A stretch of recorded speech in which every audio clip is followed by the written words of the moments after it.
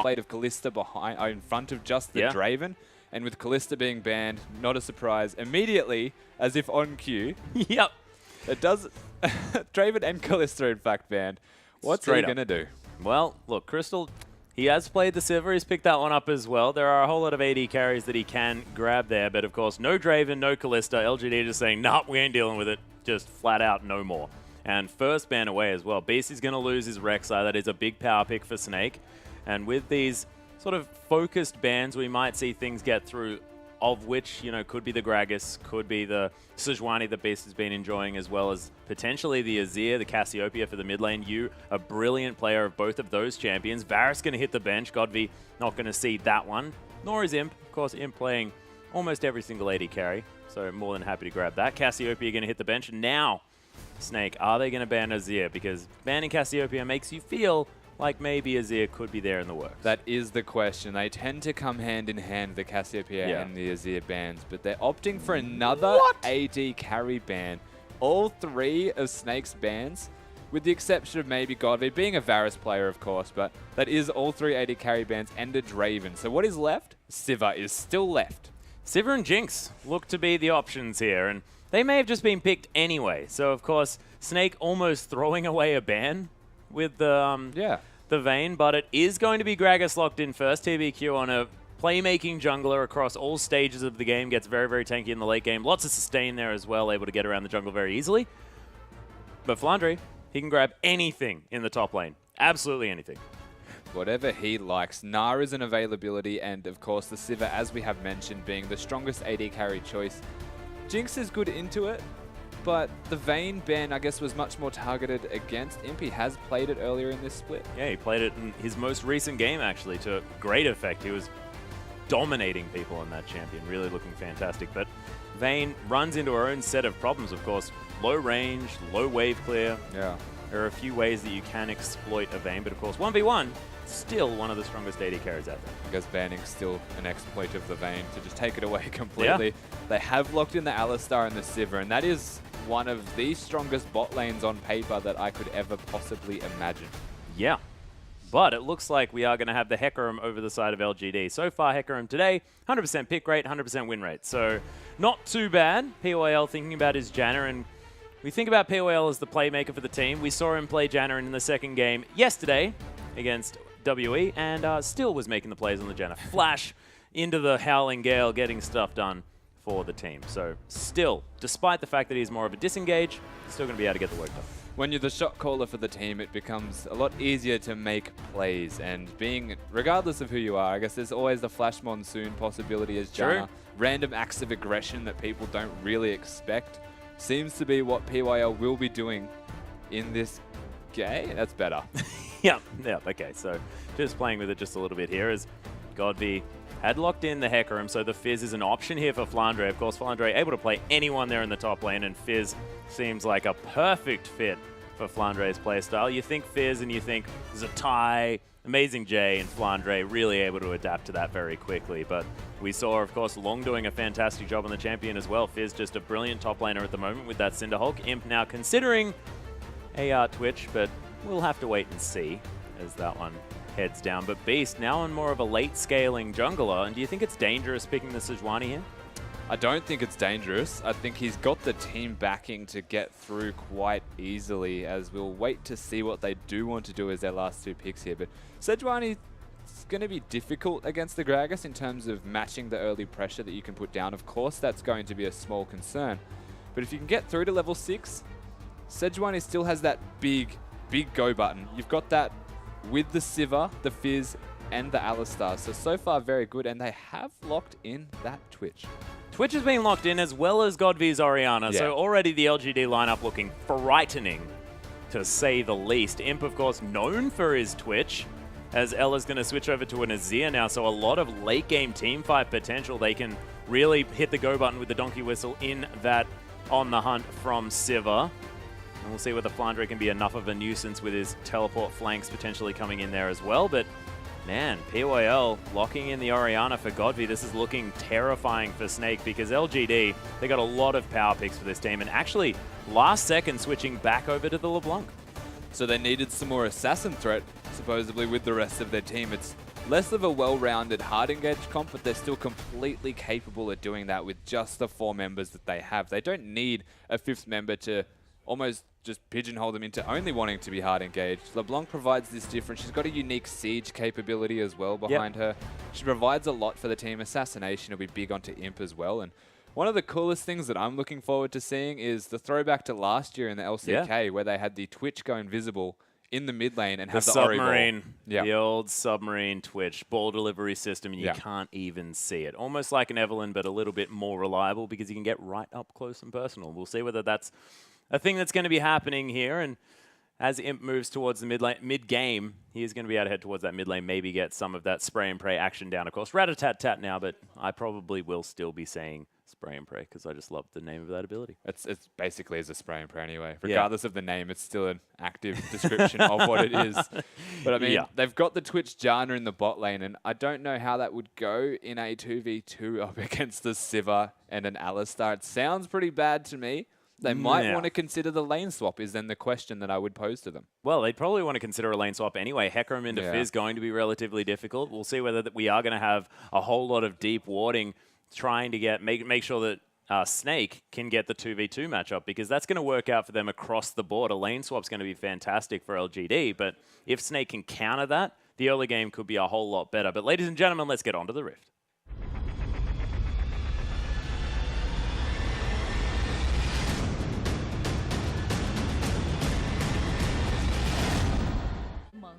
And here we are onto the Rift for LGD versus Snake, our second matchup of the night. First game underway now, 38 minutes in, 38 seconds in. I apologize. We're not 38 minutes in, then we would have missed a whole bunch. Level 1 and 38 minutes in. Imp feeling a bit of pain, kind of sussing out what's going on here. He might be looking to just put that ward down. Didn't opt to save it for the 1 minute mark to see where anything was happening later on, but he puts the ward down. Close enough, yeah. And I think the important part is that they have vision of where the bot lane of Snake are, and he can opt into that lane swap, at least with some kind of knowledge that they're nearby that area. Yeah, and Govdi actually, he's going to pick up the Doran's ring. Flandre actually opting for the red Fizz. We've seen a lot of yellow Fizz. It's the red Fizz this time. Yeah, mix it up. I like it. I like it. Don't see too many chroma skins, so I'm excited about this one. Crystal, not wearing too many clothes, as Wonder Woman Sivir. That's the first thing you notice on Sivir, is it? Well, no, it's just true. Yeah. I like the boomerang. It's much better than any other skin, really. The little Looks star. cool. Nah, it's not true. Pack Sivir is easily the best skin in the game. To each their own. It's most definitely true. I believe a subjective choice there, Rusty, as Ella and Crystal probably going to take away the little sentinels around this blue buff, like to pick up a little bit of extra experience there, but they are going to get the lane swap in LGD, so Snake not deciding to do anything about that one as the cow just going to tank this one up, and it looks like we're not even going to be able to get a freeze for Snake in the bottom side of the map. Might just opt for just pushing this one out as quickly as possible. One thing for Snake that this is going to be very good for is making sure that Beast stays unharassed in his jungle. Yeah, the 2v1 situation that has been forced by LGD does make, at the very least, this early jungling phase a lot easier for a Sejuani. If you have a Fizz following you around as well, it does make you get experience a bit slower. That does need to be taken into consideration, but he will get enough gold to, at the very least, get his next jungle item upgrade, and then that is the stage where Sejuani starts the jungle a lot easier than he would be normally. Yeah, so now over at the Wolves, they are going to finish off the blue buff as well. So 2 buffs for both of the junglers, and Snake pushing in this bottom side. They've stacked up a bit of a wave here, so might be able to get some damage onto a turret, and we'll see whether any ungainly teleports are going to be opted into here for a Hecarim into the bottom side of the map. It might be dangerous. It would 100% be dangerous because it's just the assumption that there is going to be 4 people there. 99% of the time, that's because there is 4 people there. Yeah. But at the moment, because both top laners are really content with jungling with their jungler, they've both got smites. They probably won't look to teleport anywhere anytime soon. They'll most likely just look to continue to jungle. In fact, they'd be very content. You can tell by the fact that they're just freezing the wave and letting all the minions die instead of actually hard pushing. They may want to catch a rotation, but they're not going to find anyone besides Janna. Yeah, TBQ looking for you. Actually knocking him out of the distortion there. Godby with a command protect, but there's the chain onto him. Wow. Snake, oh my goodness. First blood here for Godby. Who would have expected that? Of course, it's fantastic Orianna. Makes a lot of sense. And able to clear out this minion wave as well. It's so dangerous letting him have that champion. Well, your first thought is, why is the Orianna running Ignite firstly? That's what I thought when I saw that come down. And then, yeah, besides it being Godby, generally speaking, you opt into a defensive summoner to get through the laning phase and the pressure that a LeBlanc can put down. But you can see the use of it right there. TBQ with an amazing body slam, cancelling the distort, as you said, and putting him in a horrible position. Yu goes down, and now it's a big lead for Godby in laning. Yeah, 27 to 20 now as well. So Godby able to pick up the double Doran's ring and will set himself up to being able to take control of this lane. Crystal able to freeze this one out pretty far away from Acorn, so he's not going to be able to pick up too much of this farm as Ella's sitting there with the headbutt pulverized threatening. Level 3 has, of course, been gained. And Godby now just holding off, and you just saying, oh man, this is going to be tough. Yeah, and I guess the decision that has been made here from LGD is they've put their Janna with Hecarim, and they're looking to get that 2v2 matchup. So they're trying to put Imp by himself for a bit more of a prolonged period of time where he can solo farm. He's going to be up against a Fizz though, and that's not necessarily an easy position to be in if you're a Twitch. Yeah. Fizz more than happy. Like, in fact, that's his job. He wants to kill squishies. That's always been the Fizz sort of motto. Spandra is going to make it underneath this turret. Seastone Trident able to get him to last hit under this relatively easily, as actually Urchin Strike getting him a little bit closer to danger than he'd otherwise like. Godby gets hit by the chain. Yub, oh wow, gets answered by that massive dissonance. Godby maxing the command attack, but you saw that W still doing some work.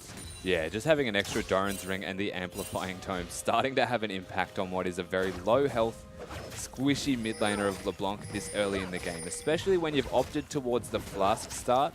You lose a lot of extra health from a Doran's Ring, so having to go for that ring after dying. And they're just going to take that turret too. Has put Snake in a good position for the bot lane. Sivir doing as intended, pushing lanes down. But the Twitch is solo farmed for quite a while and has that Cutlass. And this is a much better position for a Twitch to be in for a 2v2 situation. Yeah, and you clearing out this minion wave. And TBQ just going to take his Raptors. So Sejuani heading towards his side of the map, but POL's just roaming around. You got Twitch now on the bottom side, and it seems like Snake may have given up some potential dragon control as you doesn't quite get the chain onto Godby. Now that he has the ultimate, trying to play with a little bit more impunity, but not able to really get much done as the double Doran's Ring, a little bit too much health to get through. Yeah, it's very hard to burst him out too quickly right now, especially in this 1v1 matchup. You'd need the jungle pressure to really have an impact. And I mean, at the moment, everything's quite standard. Imp is starting to feel a little bit adventurous because he does have that Cutlass, and it puts him in a very good position for at least catching people. He can even, if he starts losing lane too hard, just disappear and go mid. Yeah, Crystal actually not able to grab the Howling Gale. That was so well played by Imp though. Oh yeah. You can see actually the Sivir fairly low on health. Should theoretically have a decent time in this lane now that the BF sword's picked up in comparison to that Bilgewater Cutlass, at least in the short trades. Oh, wow. But Godby, he's going to get soloed out in the mid lane. You able to utilize the power of the LeBlanc and maybe just a little bit of over-aggression there from Godby in the mid. Well, just the raw burst that a LeBlanc can put down. And again, having the Ignite onto that Orianna is a big factor into why a 1v1 seems to go so well for the LeBlanc. She still had the Ignite available and no defensive summoners for the Orianna. Puts her in a bad position, or puts her vulnerable to being soloed 1v1 by a LeBlanc, and that's exactly what we saw just there. Yeah, not actually sure whether the Shockwave was even used in that exchange. You can see actually, you can't see, but we can see the fact that it is in fact off cooldown. So didn't use the Shockwave and wasn't able to capitalize on the aggression from the LeBlanc, and of course very slippery anyway, so could have potentially just gone back to a distortion nonetheless. I think based off the health of the LeBlanc, once the camera panned to her, the ult would not have killed.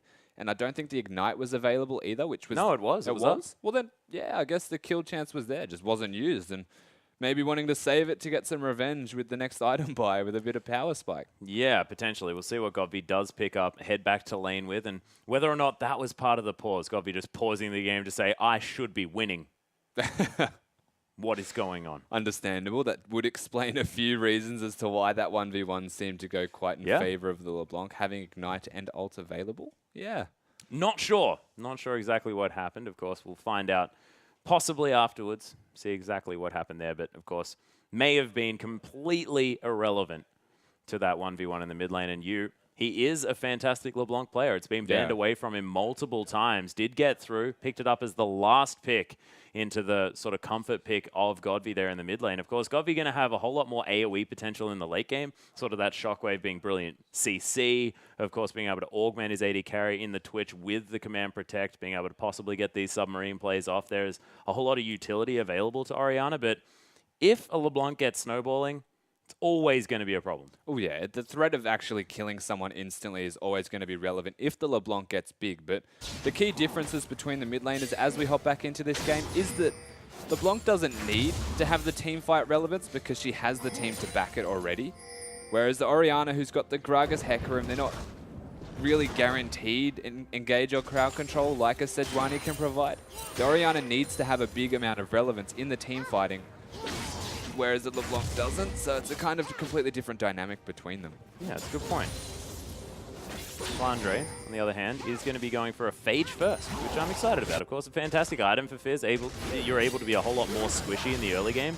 As Crystal, wanted to be able to Spell Shield that Contaminate, but unable to. And Imp just going to continue machine gunning this minion wave that has been shoved in very, very far from Crystal on this Sivir. I like to see Crystal on the Sivir, though. I like to see him picking up some new champions into his repertoire. He did have sort of an interesting champion pool, which was Draven Callista for a little while there, but here's the 1v1. So we're going to see this 1v1 pan out, and how you managed to actually get a kill.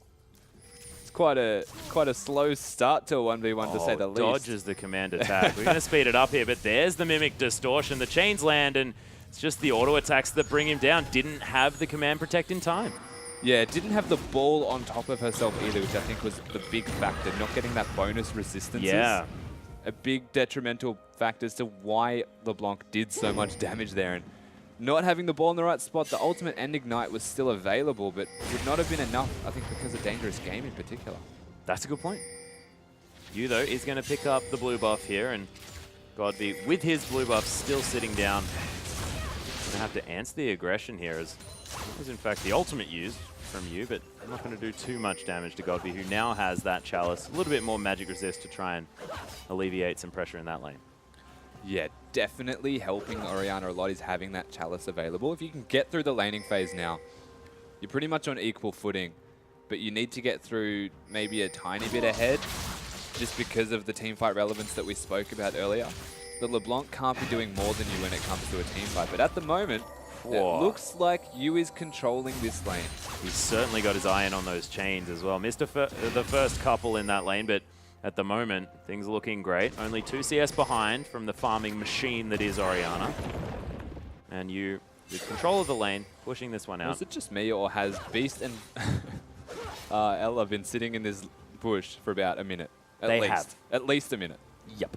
Like the camera has panned to them 3 times on different occasions. Yep. Crystal still clearing this one out. Oh, PYL. There's the flash into the Pulverize. The ultimate down, and it pays off. They wait around and pick themselves up a kill. Patience pays. What more can you say? They sat there for so long. It gets to the point where is it even worth it, comes to mind. All of that time for a single kill on a Janna. You're still going to have the Twitch free farming, and granted, you did get a kill. It's going to help. I believe it went onto the Sivir.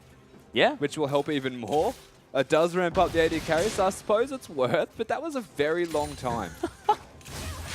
You accidentally threw out a Mimic Chain instead of a Distortion, I believe. Don't question him, mate. Yeah, that's true. I'm not really one to generally... that's actually the Shockwave into the turret. Yu goes down to half health and just back. So that was just an ultimate to harass and try and force a recall. You could see the rest of the side of LGD were sort of roaming around the middle area. Oh, PYL actually might be taking a bit of damage there, but Yu just popping his head over the wall, going to head back as well. As now it's going to be Ella soaking up some experience, saying, haha, you're zoned away from the turret. There's the dissonance, sorry. Getting a bit more damage down to the LeBlanc, who's completely out of mana. Just wants to pick up the Morellonomicon. Oh, Imp dodges out of the way of the Boomerang. And Crystal slowed down by that Venomous Cast. But no Contaminate to come through, and it's going to be A-OK, as is Crystal. It's a very interesting 1v1 between them both, because it is almost entirely skill-based, where you need to time the spell shield to assume when Imp is going to use that expunge. Yeah. But you don't ever really know when. And it makes it, you can see the spell shields coming down at very inappropriate times since the start of this laning phase. Oh, well, I actually thought that Venomous Cast was going to land, but just didn't. I like the timing of it not landing, though. It played to my point perfectly. Yeah. Is that has happened multiple times. And I know it's not intentionally missing by any means, but it's also... Oh, short-handed, the ultimate did Flandre. That was unlucky. You may as well just throw it a little bit further. Well, you know what? Fish aside, that is still 40 CS in favor of Flandre. Oh my goodness. I mean, he may have had it better in the sort of 1v1 that he got in the top lane, but still, it's a big deal. That's only extended since this lane is headed towards the top. And I guess, 37 as you, misses the chain, heads back to the distortion. You can just do that each time. Lots of mini trades with no real big fights. You could see even God be using his shockwave just to deal damage, not to get kills. And the roam party that is Ella and Beast at the moment have only really had luck in finding one kill onto PYL, and since then, they're kind of just following PYL around and looking to kill him again, I suppose. Yeah. It's just the pig and cow hanging out. Yeah, but not really actually getting anything from that is the main point. They wasted a minute in the bush to get a kill as Orianna. Oh, no. What are you doing, mate? So annoying. 6 health. Yep. Frustrating. Now, setting up for a bit of a gank brush here as you and Beast waiting around. Of course, just Beast wanting to have friends as many times as he can. I mean, it's aptly named that they are like a farmyard style, and they've got a beast there as well. Oh dear, there's the ultimate after the Arctic Assault, and man, Godby is super dead in the mid lane. Snake able to get that 3-man roam, and 51 seconds on the Dragon means that Godby is going to be alive for that and able to get in position, but Snake with the pick that they were looking for. It feels like the bottom half of the map almost entirely. You can see by the wards on the mini-map at the moment. Goodness, it's ridiculous. Is Snake. It's all Snake. They've got control of that area, and their patience, though they're not really getting many kills, as we mentioned, they have secured 2 big kills now, which is helping more and more because it keeps going down onto the carry. So if this is the game that they want to play, and that is work around the vision control and grab picks when someone overextends, it's working for them. Like, exactly what they want to happen is happening at the moment. Yeah, and we've got Sivir actually heading back, picks up the Berserker's Greaves. Dragon up in 10 seconds. They are going to be able to get there with a fully item purchased Sivir. Blade of the Ruined King onto Imp, though, so he might be able to get some ambush plays on this map. We haven't seen Imp do anything too flashy just yet. Hasn't been involved in anything, but hasn't died. He's been able to keep up in farm, only down by about 12 in a lane that would have been difficult. But doing what's required of him as a Twitch right now. So now he's got that blade, and it is comparable to the Infinity Edge for a Twitch because it's essential that a Twitch gets that item. So he's going to be in a good spot. Not going to really be able to 1v1 Crystal, though, I would imagine, having the Berserker Greaves finished with that Infinity Edge. Very difficult position to try and 1v1. But again, they do have control of the Dragon area, Snake. They've got the Trinity Force just completed for Fizz as well. Classic Flandre things as he picks up Trinity Force first. So this is the first time we've seen this one.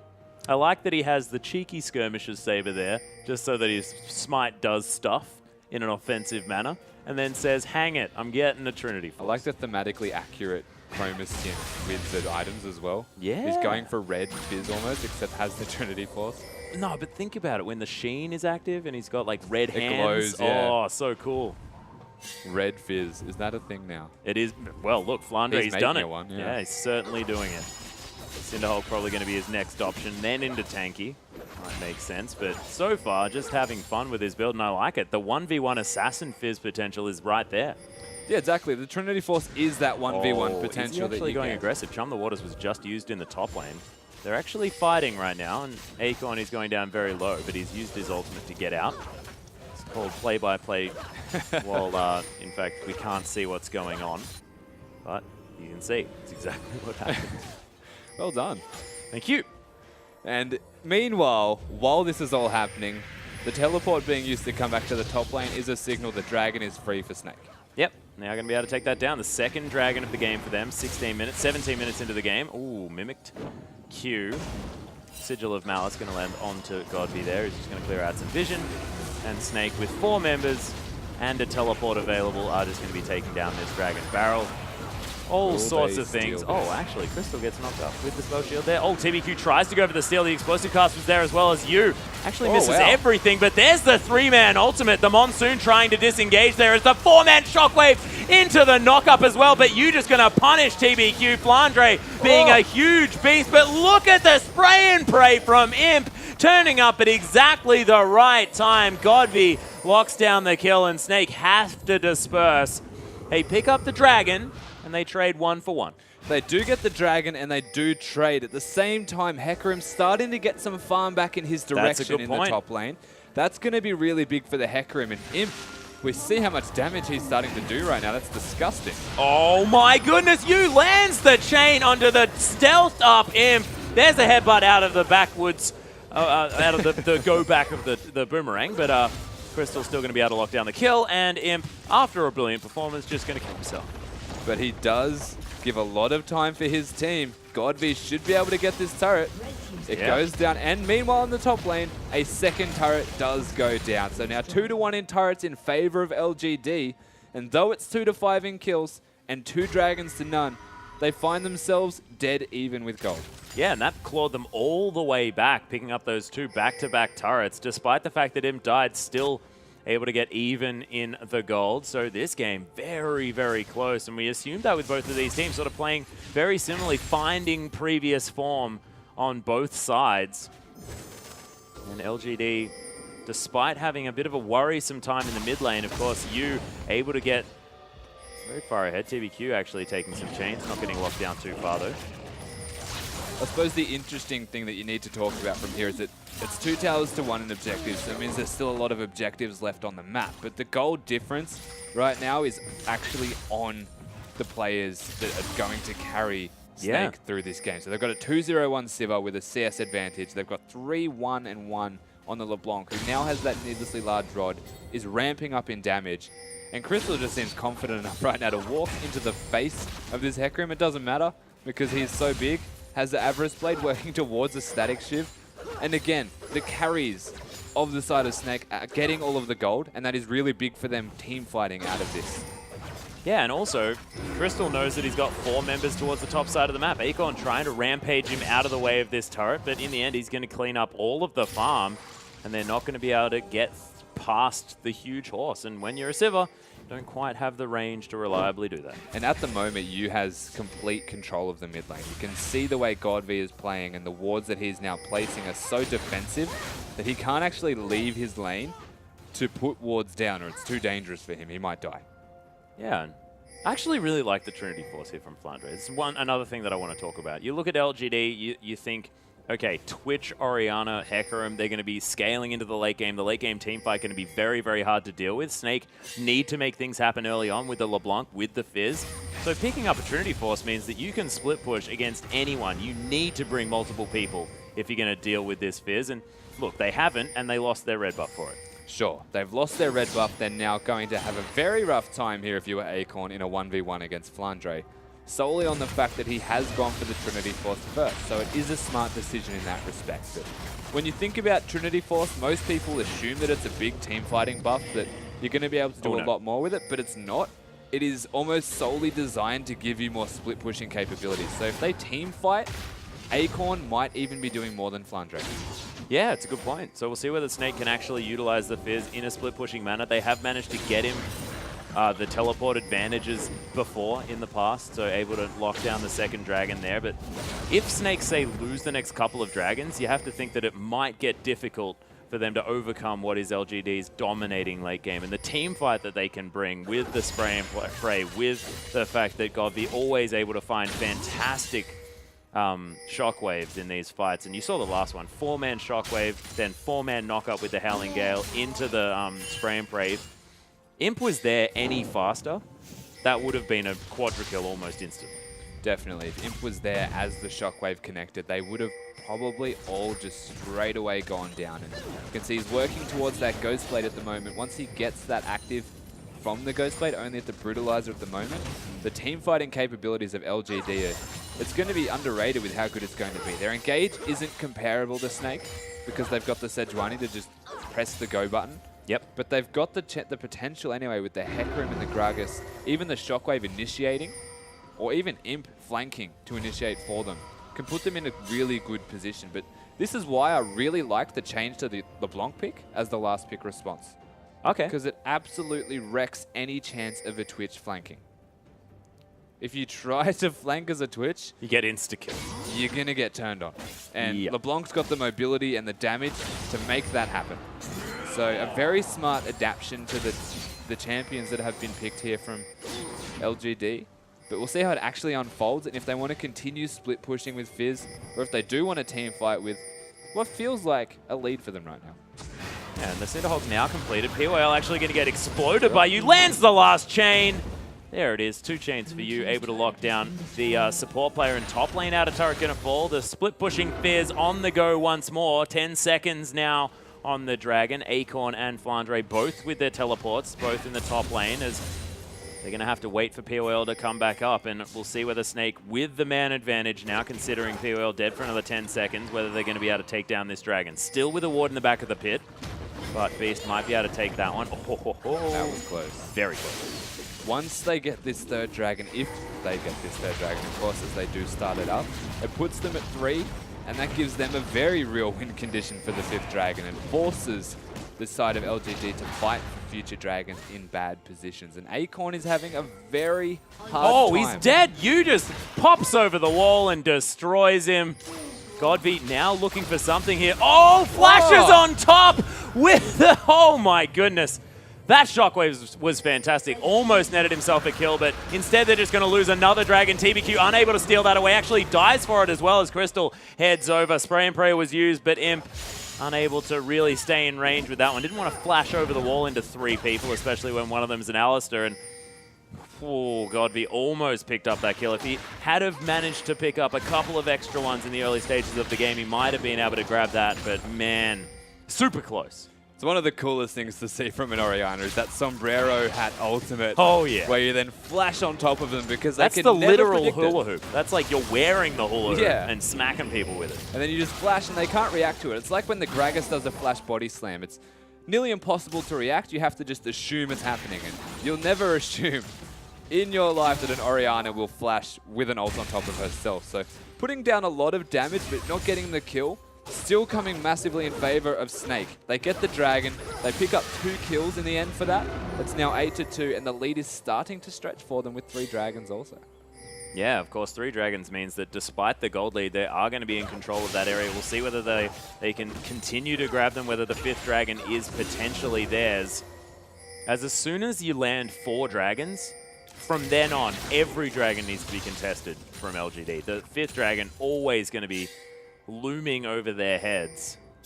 Yeah, definitely. And, I mean, while we've got the money difference up as you, wow. Okay, that's a tanky Hecarim. Of course, he doesn't necessarily have any magic resist yet, so makes sense that Yu's going to be doing a fair bit of damage, but now cannot stand in a lane with a LeBlanc. And that poses another question of why are you not going for magic resistance when you're against a Fizz in lane who does a lot of magic damage? Irrespective of what you build, TBQ going to completely miss an ultimate in the top lane, as Snake just going to take it in a turret. And they're getting a lot of free objectives at the moment as Flandre is just commanding attention. Yeah, he's used his E though. TBQ going to get turned around on, but Imp uses the heal. Oh, Flandre's not done yet. But he can't go against 3 people. He probably could have potentially tried to escape. But instead, do that? Not worried about it. Yeah, no, that's just silly of me. Acorn might be in trouble now though. There's he on the hunt. Locked down and obliterated. The ultimate sending shadows through the night as Snake able to lock down that kill, but that's all of the minions dead. It's got to be heads back down, so not going to be able to take a turret for it. And both top laners super dead. Shadows Through the Night sounds like a romantic novel name or something. I know, I don't really know what I was going for there. But look, you just got to ignore half of what I say, Rusty. But they do get a lot of damage onto the turret. They picked up the second inner turret, and you can tell what Flandre was doing was trying his best to just waste time and keep them busy, because he did drag 3 people to him. Yeah. And that's a big deal for them, because Crystal, about 2,000 gold ahead, roughly, probably a little bit more now, in fact, is going to be so comfortable over Twitch with like 50 CS, 4 kills, and 2 completed items that are worth a lot more than what the Twitch has. Twitch is doing damage, but it's not comparable. And when you talk about sieging, that's Siva's forte. So if they continue to have 3 members address the issue that is Flandre in opposite lanes, they're going to be taking objectives like nothing. Oh, they're just visible here, Snake, as Flandre and Beast trying to 2-man this Baron. They can both get over the wall, what with the Arctic Assault and, of course, the Playful Trickster, but LGD thinking they might just take up what was a half-done Baron. But Snake makes sense to go for it. Of course, both of them pretty safely able to get out. Yeah, it is the next plan of attack. Of course, the Dragons not being available and control of the map feeling solely in favor of Snake. Yeah, no, continue. Sorry, I got frightened by an item that Crystal just purchased outright. Oh, wow. What was I saying? He I just bought a whole Bloodthirster? Yeah, that happened, man. That's scary. And they were in control before that? Yeah. They can pretty much just group and try and end now if they want. I mean, may not necessarily be that far, but Acorn's going to die. Yeah. I'd say it's that far. Your points have a habit of getting proven very, very quickly, Rusty. That's good, really. I like stick it. with that, yeah. Seriously, though, a whole Bloodthirster, the difference between them is phenomenal, and you is just going to be able to do this. Oh, my goodness. The Command Protect was there to save him, but is it going to be enough? There's the double knock-up and into the triple stun as well as PWL tries to use the Monsoon, but there's a 4-man, 5-man Shockwave. Has Godby still able to get stuff done? Flandre into the backline. It was a 4-man because the Fizz not quite there just yet. He's going to tank everything. Almost dies. Crystal just running under turrets. Of course, this server doesn't have many cares about many things as the cow's going to get destroyed. Godby locks down the kill. LGD still able to make it an even trade. Snake 5,000 gold ahead. Acorn has respawned. Snake trying to disengage, but Yu's going to burn down from the Cinderhulk. Potentially a red buff there as well that was picked up somewhere. No, it was just a Cinderhulk. Crystal trying to get the damage off Godby. Takes a boomerang to the face. This Bloodthirster doing work, but the Horse just rampaging around. They're going to transition into a Baron Beast. Does get away. Thank goodness. They saw him, but they couldn't actually stop it. And that fight on the back of a teleport there, the amazing shockwave from Godby was getting them super disgusting. low, and then the explosive cast completely dispersing them afterwards, but unfortunately knocking the clone of LeBlanc into them, and they thought they had to kill their fight. Oh, my he God. steals it! Beast with the godlike plays, heads over, happy to die, because he's put the Baron buff onto 2 of his team members and netted a whole bunch of gold. What the hell? Just like that. What was an amazing fight, and what started What is to happening turn today? around. It's just today. It's so ridiculous. I don't really know what is happening, but they got the Baron. They're getting their 4th dragon, and they're winning. Yeah, they're winning. They are most definitely at this winning, stage. Rusty. I mean, we don't know what's going to happen past this No, point, we don't. If we reflect back on what's immediately happening, not what's going to happen in the future, we would say that Snake are in a commanding position to do something good with this Baron buff. This is a day where it's just really difficult to be an analyst.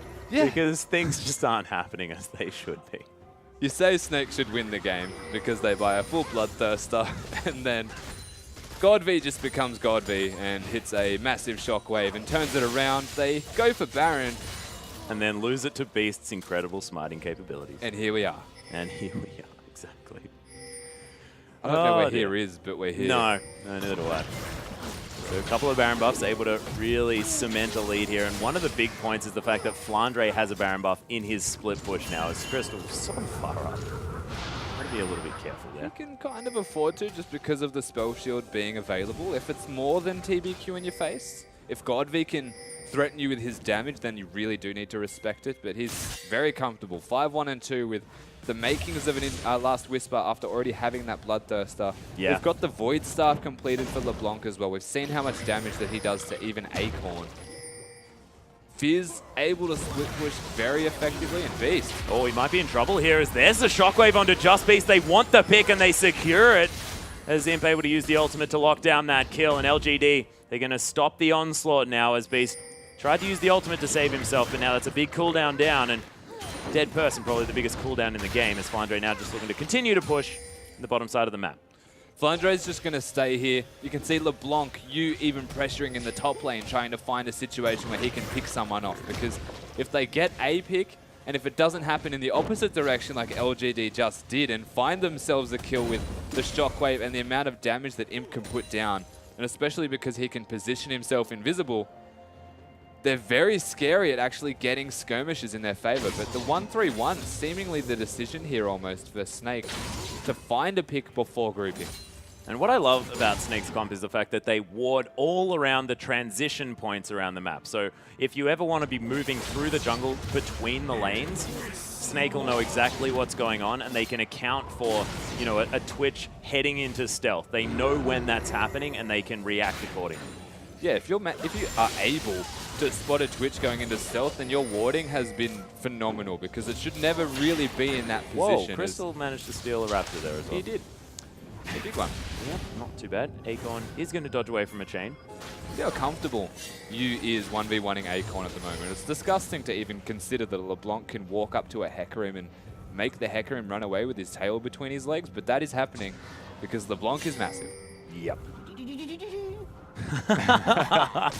Adorable. Oh, there's the Ghost Blade popped as well as Crystal is going to get his shield removed.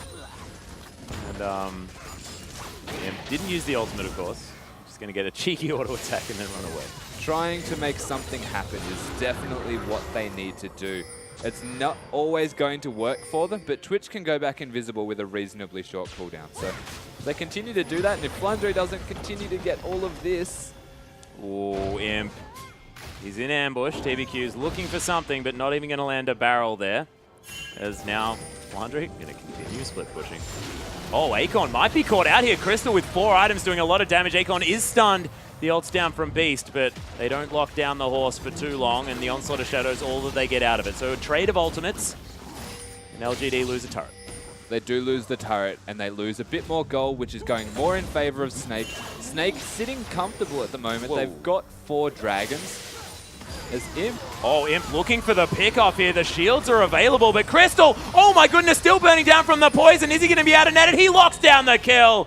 And that is Crystal dead. LGD with a dangerous play, but it pays off. Twitch getting past that stage where he's now exceptionally scary and able to 1v1 essentially anybody except the Fizz, is going to consistently continue to do this and find picks and then give LGD a good position from the picks to push aggressively. But now, 1 minute and 30 seconds until what could be the 5th dragon. You need to do more than just find a pick. You need to take that dragon away, slow down that win condition, and then start to control the map some more. They've got the damage. We've seen the damage in Act and being used to great effect, but they need to do it around this dragon, because if they give that up, it's looking dire. It is. LGD need to stop this one. Of course, picking up the 6% stats is also massively relevant at 35 minutes into the game as well. They've got a bunch of items.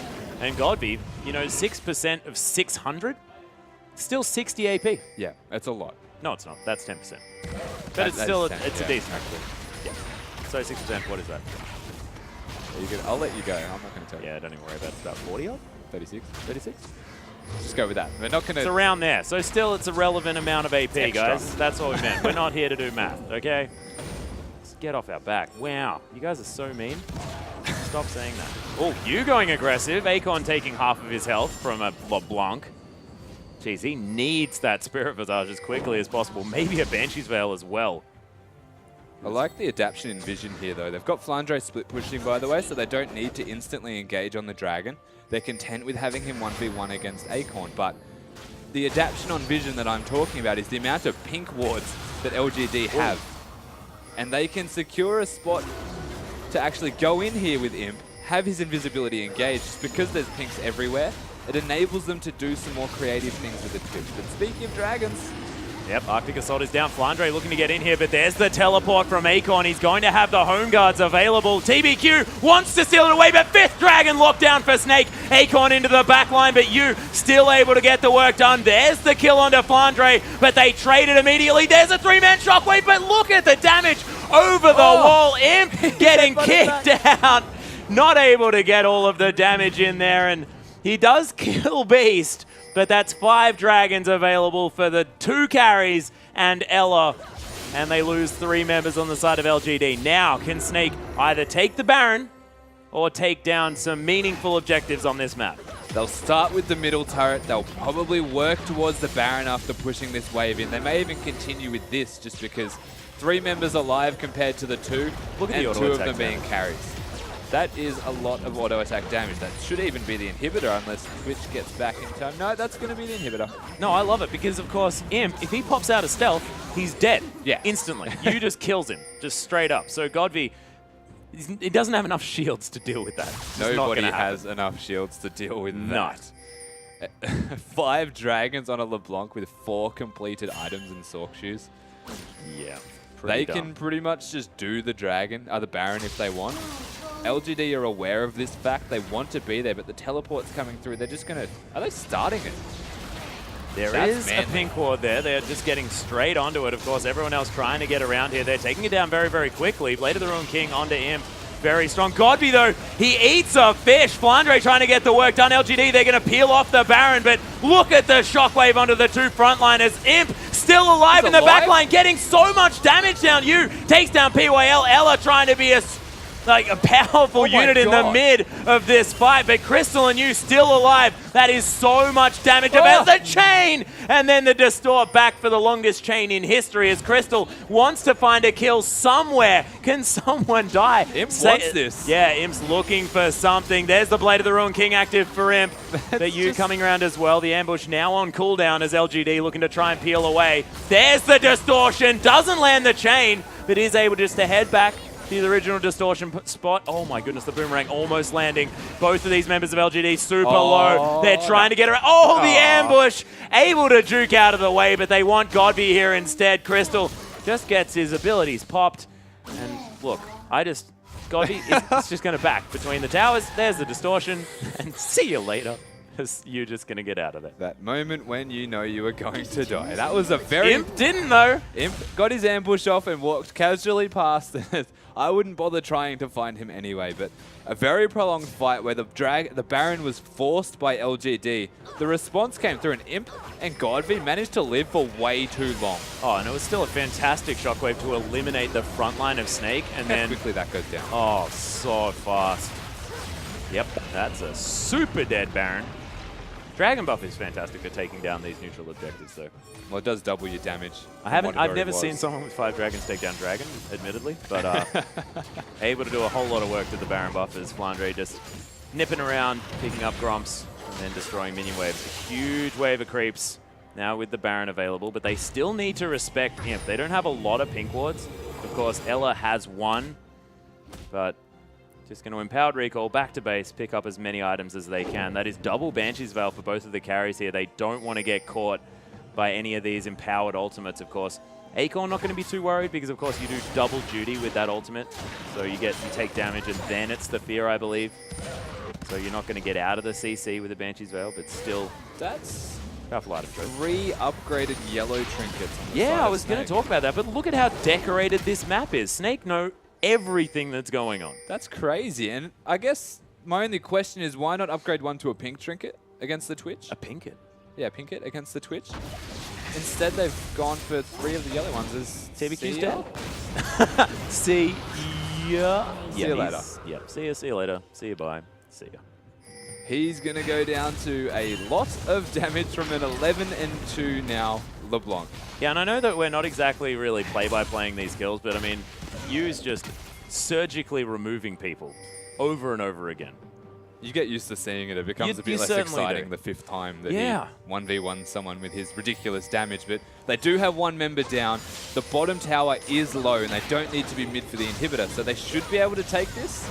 Oh, Akon looking for the engage. Imp's actually popped out. There's the ult, but Imp trying to kite around. There's the ultimate. 4 members with that Glacial Prison. The triple kill instantly for Crystal. And this is game over for LGD. Snake, they break the base and break the LGD lineup as well. Baron buff minions, all of the damage from you and Crystal. And the last 20 minutes of this game were played exquisitely from Snake. Wonderful performance, and I'm excited to see what happens in the next game because I think the banning phase is going to have to go a little bit differently, Rusty. Finally getting the fight they want there to end that game. Very convincing ending, and it was a slow, systematic closeout to the game with the Dragon control being their biggest win condition. They worked around that exceptionally, and every single time they tried to smite steal, did not happen. They got the Baron, they got the Dragon, everything that they could need.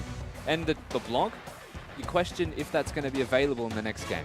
Yeah, I don't know whether it will, as ladies and gentlemen actually did massive amounts of damage to champions, ridiculous off the Richter type stuff as far as that graph is concerned, just ludicrous. So you're probably not going to grab that, and that was Godvy's Orianna falling down. Huge stuff. He still had like multiple gigantic shockwaves that game, so it wasn't the Orianna that was the problem, but TBQ just couldn't get the smites on the Dragons. He did all that he could. Godvy tried his best to keep them in that game. Between him and Imp, they were very close to mounting some form of comeback.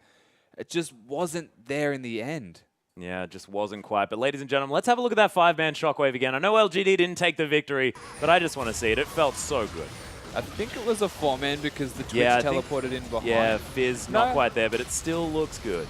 It's amazing to think that he can hit this because they're so far behind at this stage. Oh. The fact that that even worked, and it was really unlucky, in fact, that the Gragas explosive cask brought through a fake LeBlanc because that was where the attention went. And the fight's still going in favor of Snake after an amazing engage, but you can see managing to get trades on the back of a 4-person shockwave. The fact that they're able to do that much work when they're behind and the deficit's that bad, you can see how strong Godvy is on Orianna and Imp on Twitch. Yeah, both of these players. Of course, we haven't seen a whole lot of Twitch recently. It was great to see the spray and praise still being as effective as they have been in the past. But Twitch, against the LeBlanc, that last pick was just a stroke of genius for Snake because Twitch, he can't have that sort of flanking potential. Like you said, he just never... Imp was never able to do that the whole game. And it wasn't that he was getting popped. It was because he just was never able to do it. Yeah, it was a masterstroke of them to actually pick LeBlanc as well because it completely negated any chance of a Twitch flank. But he'd still tried to get some stuff off, but it was directly in their face. And with a Sejuani on the enemy team, there's only so many times you can get away with that before you cop an ultimate in the face. Yeah, and Beast's last Glacial Prison as well is just utterly amazing. We can talk about this game forever, ladies and gentlemen. We are going to have another one, LGD trying to get some revenge against Snake right after this short break.